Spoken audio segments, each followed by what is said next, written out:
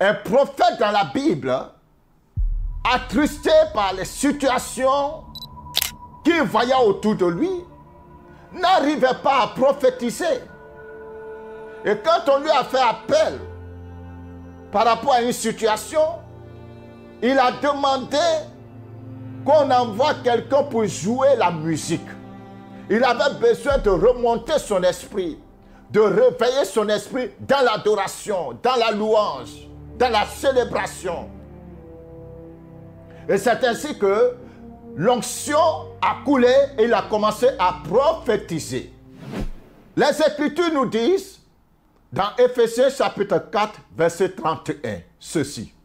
La Bible dit que toute amertume disparaisse. 1 Thessaloniciens chapitre 5, verset 16, nous dit ceci, soyez toujours joyeux.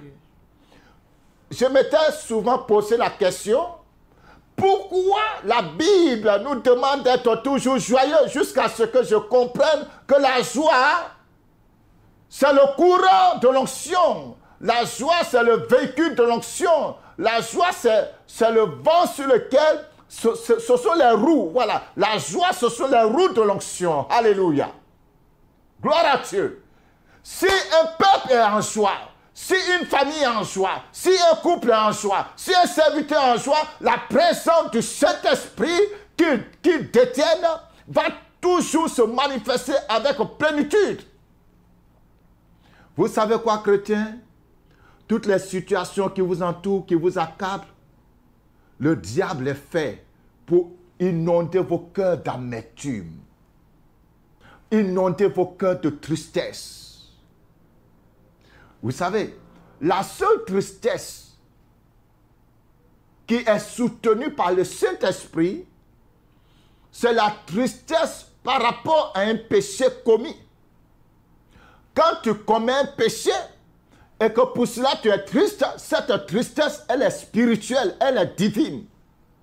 Elle est pour la repentance, elle est bonne.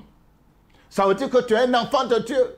Quand tu vois le péché d'un peuple, le péché de quelqu'un, et que par rapport à ça tu es triste, cette tristesse, elle est divine. Elle est agréable à Dieu. C'est une tristesse qui pousse à la repentance, qui pousse à la miséricorde. Mais en dehors de ça, parce que tu n'as pas mangé, tu es triste. Parce que quelqu'un t'a injuré, tu es triste. Parce que tu n'as pas d'habit, tu es triste. Parce que ceci, parce que les situations de la vie, etc., etc.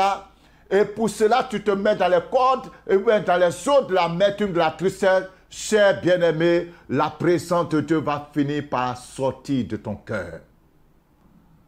L'onction vit là où il y a la joie. L'onction respire bien là où il y a la joie, le cœur qui est joyeux. L'onction s'épanouit dans ce cœur joyeux. Et pendant que tu m'écoutes, je prie pour toi, mon frère, je prie pour toi, ma soeur, je prie pour toi, serviteur et servante de Dieu. Je ne sais pas quelle situation tu traverses et qui t'a crucifié, qui t'a plongé dans l'amertume, dans la tristesse.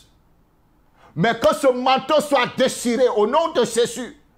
Que la puissance du Saint-Esprit, le feu du Saint-Esprit consume cette tristesse en toi. Au nom de Jésus-Christ de Nazareth.